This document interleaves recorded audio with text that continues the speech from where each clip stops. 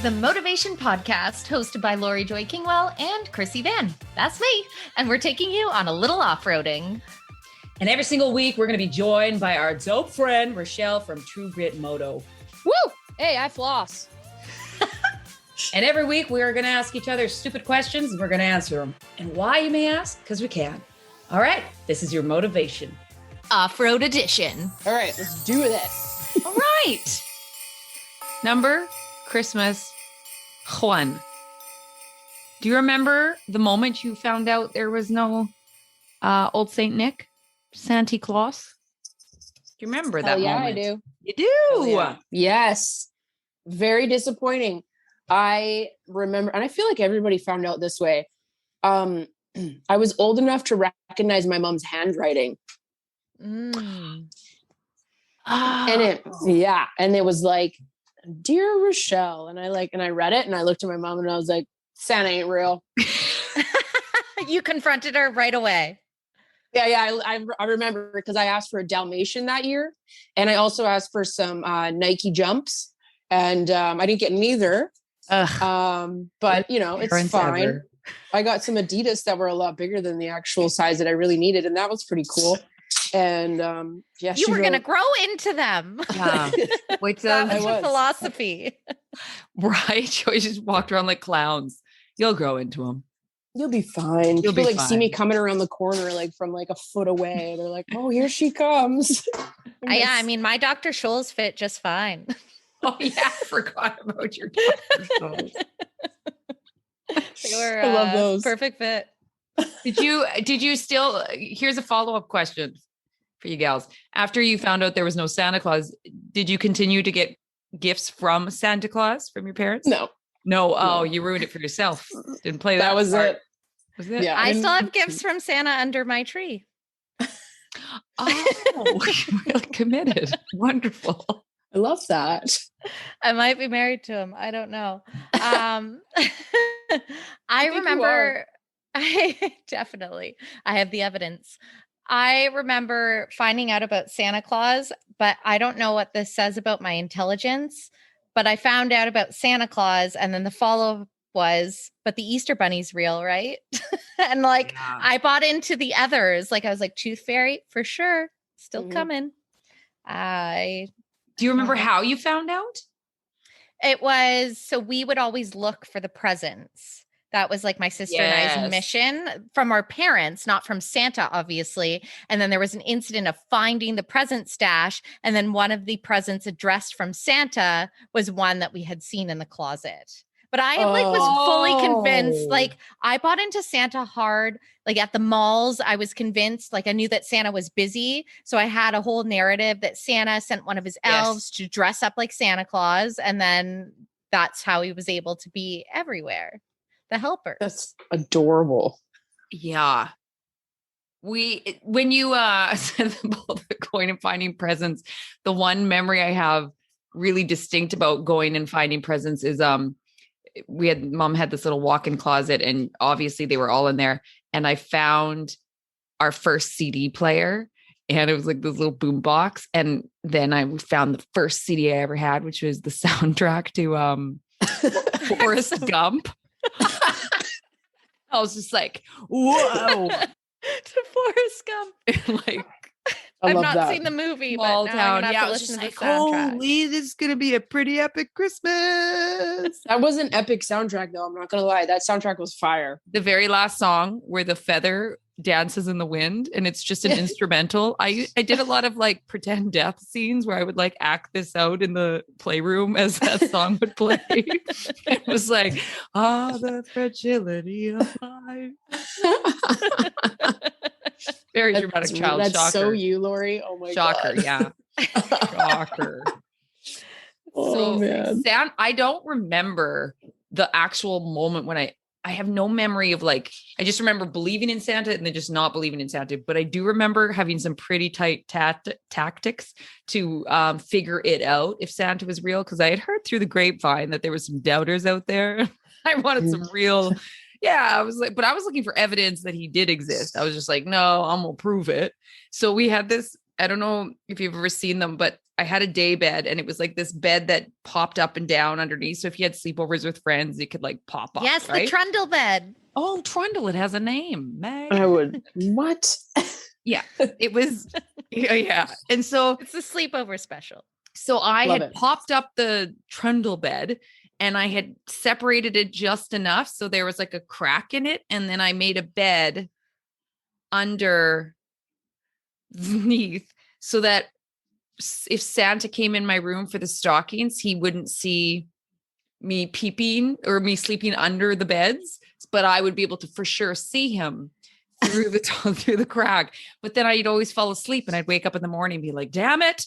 I tried it with these too. I was like, damn it. Because every time you just fall asleep, right?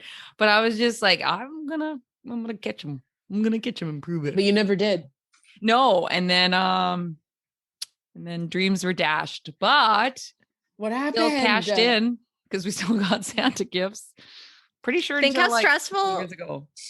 that would be for parents, though, to have to keep that up, especially when you're having tactics to catch them. They had some obstacles. Like, it was the happiest nights of our lives were probably their most stressful. Oh, Yeah. Up in the definitely. night, wrapping and sneaking everything around and not wanting to fall asleep yourself. I feel stressed out trying to like surprise somebody, you know, even if it's like somebody you're like close with, you're like, oh God, I got to wake up early. I got to write that card. I got to prep it. You know, you feel it's a lot.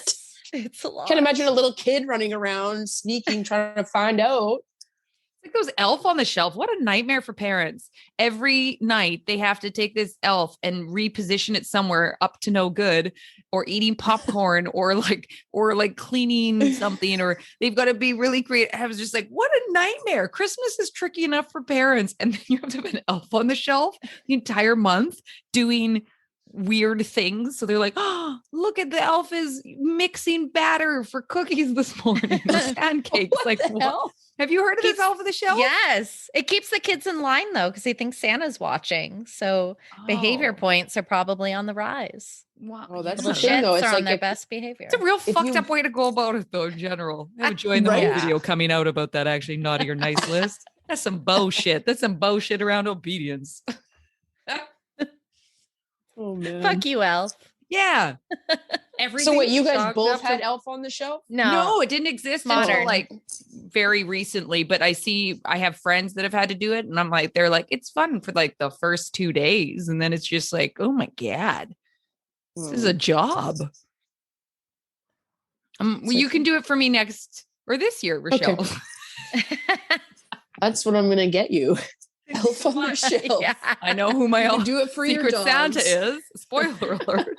All right, Krissy, Oh, what Sorry, present for do you some have reason- for us? I was like not prepared with my questions, funny enough. Here we go. What's an unrealistic present that was on your Christmas wish list that you always wanted as a kid, but Santa never delivered? A horse. I wanted a horse. Oh, I wanted a horse so bad. And I almost wrangled one in, no pun intended, with my mom. Pretty sure it was because she was going through a divorce and she felt guilty. So she was like, how about that horse? Do you think how bad do you want that horse? And I was like 16 because we had a family farm and was like, the horse could be out there, but you'd have to go out there. And I was just like, yeah, I've just gone to partying. I don't know how much I'm going to hang out with that horse. I started drinking. So, but yes, a horse. I wanted a horse so bad. I still love horses, but I had quite the obsession when I was younger. Were you devastated every Christmas? Like being like, why didn't Santa listen to me? No, I don't think because I don't ever really thought I was going to get the horse, but I definitely thought it was the Hail Mary that was worth, going for. Yeah. But I was never just like checking outside if like one was just nibbling on the bush, like, come on, are you sure there's not one left that couldn't fit under the Big tree? ribbon on it. Yeah. The car. Yeah, exactly. To be clear, I lived in a cul-de-sac. So I think that I did have some practical thinking around this might not work out how I hope. It's fair. Yeah. That's fair. What about you, Richelle? What was on the dream wish list? Well, I'll tell you, I never actually wanted a horse for Christmas, but I got horses. I did get a horse. Shit. I know. What? I'm sorry. I got a horse. I know. I did it. Christmas for Christmas? No, I never got. I never just got for an any of Idle those. Tuesday? Just for like you got to be on Casual your guest? horse. Just a casual horse came in. No, I will Son never. of a- So like, I have like two things that go along with that. So I think I told you guys that I asked for a Dalmatian one time. I asked for a Dalmatian every year, never ever got a Dalmatian. Super bummed about that. I But got a this one time- Dalmatian. You got a Stop Dalmatian? it. Can you imagine? Santa mixed up our presents. Son of a. I fell for it just like I fell for Santa and then the Tooth Fairy. No, we did get an English setter with spots, but it's different. It's different for sure. It's a little different. It's a little different. And then I remember I asked for like a mountain bike, like this green mountain bike from Canadian Tire. And so my dad had gotten a box that was this mountain bike. So he's like, come outside. I have something to show you. And I look outside and it's the box and it's the bike. And I was like, what? You got me the bike? And then he opened it up and it was a barbecue for camping. Like one of those little barbecues so I could contribute to making dinner. Stop it. Why did he put it in the box with the bike he wanted? I get the like. No, He was just he like, had like a sense of humor, I think. And I remember just too being like, soon. are you fucking serious? Soul But I'll tell you though, crushed. I'm a dialed barbecuer now though. Like Oh, I'm so you good at ate it. off. Yeah. It's a lot of emotions to get to being a pro barbecuer. That's pretty brilliant. It is. Wow. I will say, as much as Laurie, yours would be extravagant and like yours, Richelle, attainable. Mine was like made no sense. Like I understand why Santa did not deliver. Do you remember the Sears wish book that would get delivered door to door? Of course. So like that was the best day of the year for me. I need to rewind here and also remind you that in my childhood, I didn't have a lot of dolls. So like my mom would buy us a wedding magazine and we would cut out the brides and those would be our dolls and our people and our fashion shows. I love that. So magazines were real special. Amazing. So the wish book came and they had these things called moon boots. I can still see them in their mind. They were green and purple and you could strap them on and like jump to the moon. And you really jumped like an inch higher than you normally could. I wanted them so bad. Like to this day, I can remember my soul how badly. And like that was a realistic Santa ask that just never came to fruition. Oh, no moon That's boots. super realistic. I would have got you moon boots. I think that's just the weird toys that we always asked for. That weird shit that you saw in the magazine and you were like, I can go to the moon? Are you goddamn kidding me? Absolutely on my list. Top of the list. I've been nice this year. Go to the moon. So anyways, that's why I started working at the Croc store. Saving up for moon boots. I definitely go off-roading in these babies. To the moon. God, I hope you got moon boots. Do you have moon boots now at least? Because they're, they still exist. Yeah. You're an adult. You can do whatever you want to do. You go to the moon. In fairness, though, like now we live in the era of all these electric vehicles that can take you around or those hoverboards. And I do have my scooter. So it's like the moon boot of my life. Fair. It's fair. It's fair. It's fair. Hair. Fair is Mare. fair. Dare. Lair. Stare. It's the Care Bear countdown. Oh, we didn't say care. That was a good one. Yeah. Okay, is it my turn? Here we go. Yeah, Richelle. Yes. All righty. Do you even like Christmas? I love that question. Do you even like Christmas? Do you even like this shit? Everyone hypes this shit up, but do you even like it? You wish it was Mexico and you weren't here. I love Christmas. I get excited about it. I'm into all the festivities. I'm all around it. What I do not enjoy about it, and this could be a very hypocritical statement because I buy like the rest of the people buy, that though has got massively toned down over the years. I get so feeling watching the like just the intensive consumption of like the intense shopping and the push for like buy gifts all, you know, for the whole month. And then they slash the prices as the closer it gets to Christmas. So you keep shopping and just like the gluttony that's become of it all. That part is really gross, really gross. Yeah. But everything else, like doing the stuff and the festivities and the little adventures and going and like seeing, you know, the light shows at different people's blocks and stuff. I love that shit. I genuinely feel like I'm 10 years old again every time Christmas comes around. I'm into it. Yeah. That was really well put. I feel like you've changed my answer from what you've said. Yeah. Ditto. On to you, Krissy. I have had a tumultuous relationship with Christmas, and I will not be Debbie Downer as to why. So I spent a few Grinchy years though, where I was just like, ugh, it was very just not an easy time to get through, which I feel like is relatable. But I will say I like decided one year and I was like, no, I will be joyful. And I fucking love Christmas. First of all, I decorate my tree, and granted, this is not the best. I have a very modern tree situation happening this year. How big is that tree? Supply chains. No, it's not a fireplace. Shapely twinkle light. it's a tree twinkle light. Supply chains are a whole jam. I can't make commitment issues because of it. But I do all the things. I decorate the day after Remembrance Day. I watch holiday movies. Like I never see movies. I've seen all the holiday ones several times over. I will do every light display. I love the gatherings so much.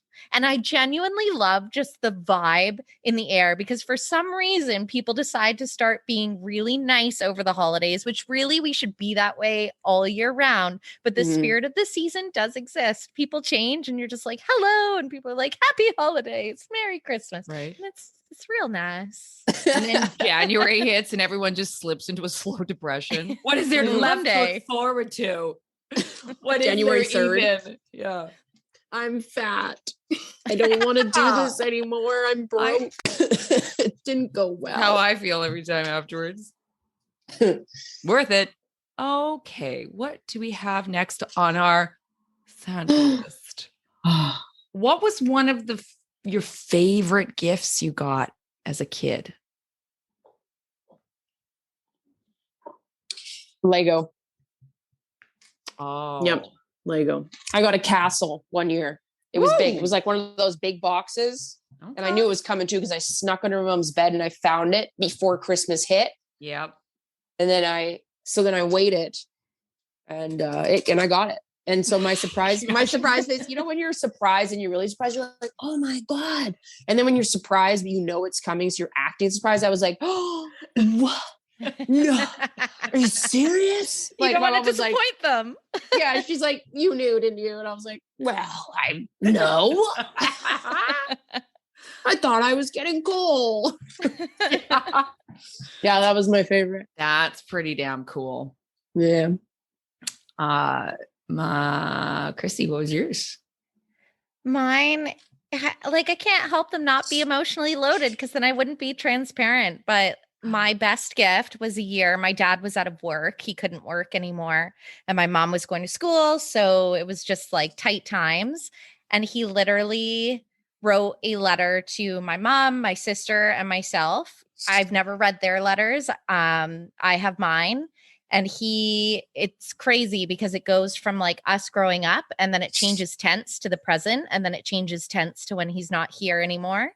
And it's got his fingerprint that we used to shake every night, the same finger in a heart, and his signature, which I always loved. I have part of it tattooed on me.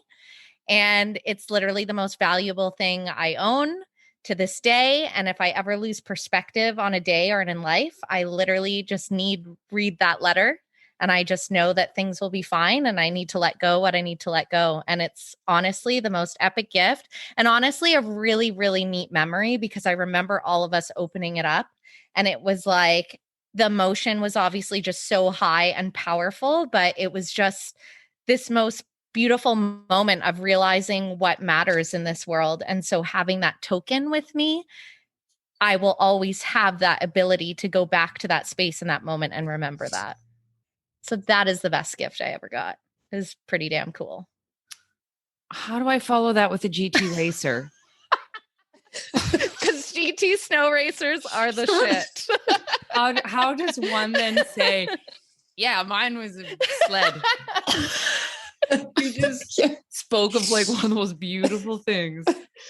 Humanly possible. Where were you, mom and dad, on that? Yeah, I feel like I want to do that for like all the people that exist in my life. That's such a great gift. Totally. And I think of that sometimes, like in certain instances, when you are looking for that thing that's special or is meaningful, or as you say, Laurie, like I think all of us kind of get caught in consumption. It's all, we've talked about it before, designed that way. But it tends to be those things that you really hold on to, right? So, I don't know. Yeah. You remember. I would love that. Oh my God. If my dad had done that, I would have loved that. Totally. Yeah. Maybe we best to get right in this Christmas. We got a month before. Make a new tradition. But when Christmas party comes, everybody gets a letter. I don't. And then they'll be like, cheap ass bitch. She probably needs some new Dr. Scholl's. Saving up. I was like, love that. Yeah, mine sincerely was just a GT racer. That was it. Every Christmas though, we kind of got upgraded. We went from the slip and slide, the crazy carpet. Yeah. And then the next year it was just like a plastic dish, if you will. And then it was like the length of your body with these little handles on the side. You could kind of steer. And we lived on a sled, like we lived on a giant hill that was like obviously in the winter a sledding hill. So that was our backyard. So we didn't fuck around when it came to our sledding or tobogganing. And so it was the big deal when I finally got my GT racer, and we would build these jumps. And I remember, so it went this huge hill and then a ditch and then a little mini, not a highway, but like a busy road. And then the forest. And I shouldn't say busy road, people drove fast on it. And we knew on the highway. I was like, highway, busy road. How do I describe this? I'm describing it all wrong. Long story short, my mom and dad were like, you're never allowed to go near it. And then I was like, well, let's see if I can launch over it.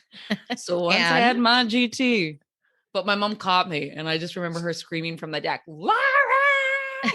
She saw me fly across. And I was just like, don't buy my GT race. This wouldn't happen. It's amazing that we didn't die tobogganing. And beer bogganing when you're older. Ooh, what a sport. Beer bogganing. I've never been. Let's do that. You've never been beer bogganing? It's just beers and tobogganing, basically. Okay. Well, that sounds amazing. I have beer boggened then.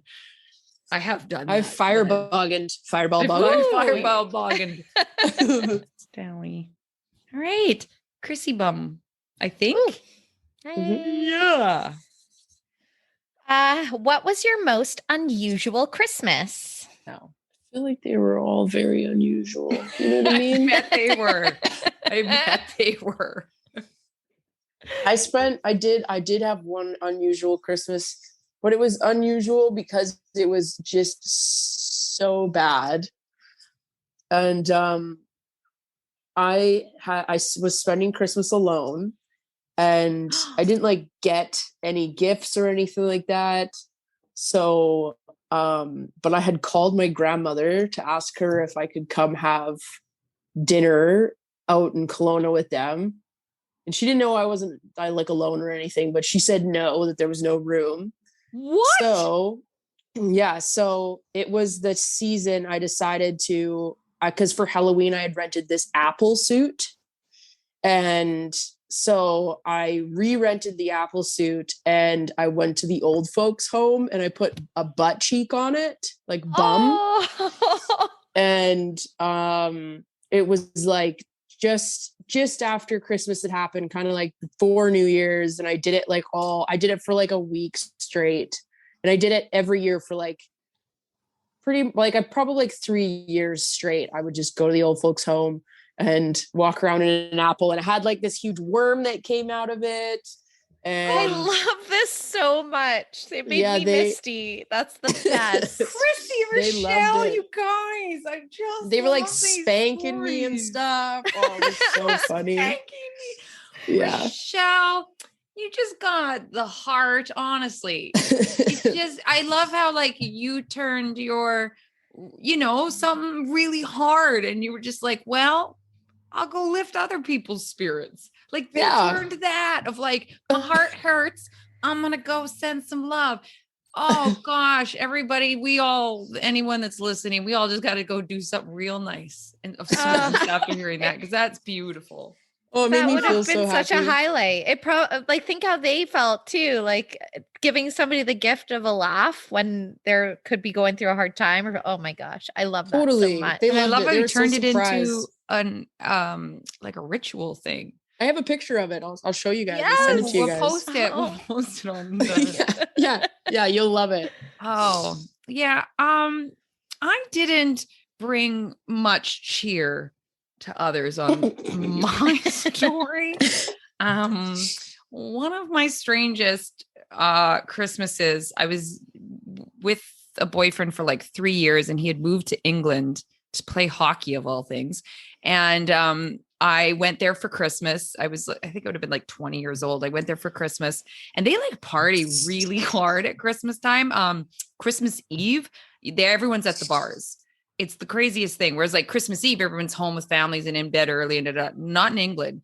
Everyone's Niagara, out. we go to bars. Oh, okay. There it is. Yeah. So it was like 3 a.m. We got back, and he was, good soul, but jealous dude. And he started, we picked a fight about something or other of jealousy. Long story short, we got in this huge fight Christmas Eve. And I remember waking up in the morning thinking, oh my God, we were like yelling, screaming at each other. And like the walls are so thin.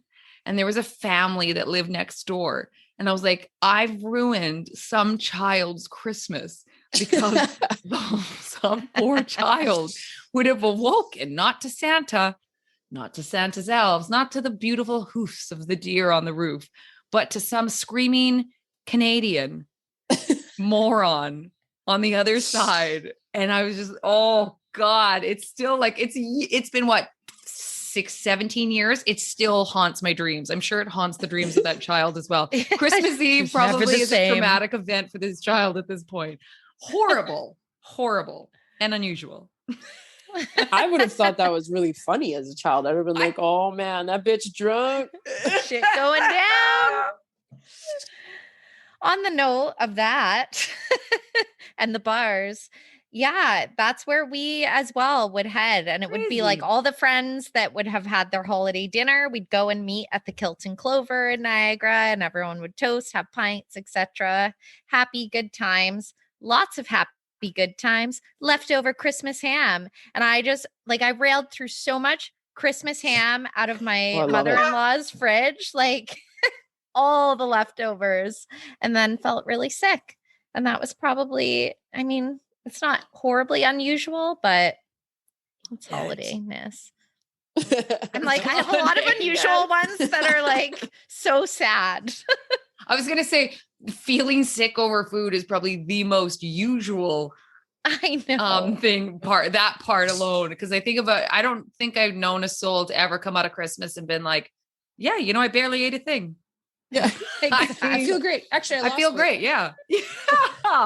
I've never felt so in tune with my body before as after Christmas. Yeah. I remember weighing myself at the beginning of Christmas morning and then at the end of Christmas night out of curiosity. And I had, I kid you not, 8 pounds. 8 pounds. That's a baby. That's a baby. That's literally a baby. Yeah. I don't mess around with food. Baby. I can pack it away. I have an expanding stomach. It got gross. But yes, I was just like, what? I thought it was going to be like 4 pounds or something. And I was just like, it took me a couple of years to admit it out loud to people because I was like, that's just wrong. It's wrong. So right. That's so right. So right. I did it again the next year. 9 pounds. No. 9 pounds, 8 ounces. Yeah. It was a full ham. You just went off-roading with the Motovation Podcast, hosted by Laurie Joy Kingwell and myself, Krissy Vann. And of course, a special thank you to Richelle from True Get Moto. Whoop, boss it. Never miss an episode by hitting like or subscribe. Connect with us on Instagram at Motovation Podcast and visit our website at themotovation.com. And in the meantime, full tanks, full throttle. I think this is good though. It's like healthy, you know, like people will be like, oh my God, I don't floss. Oh, it's going to be so hard not to laugh to get through this intro.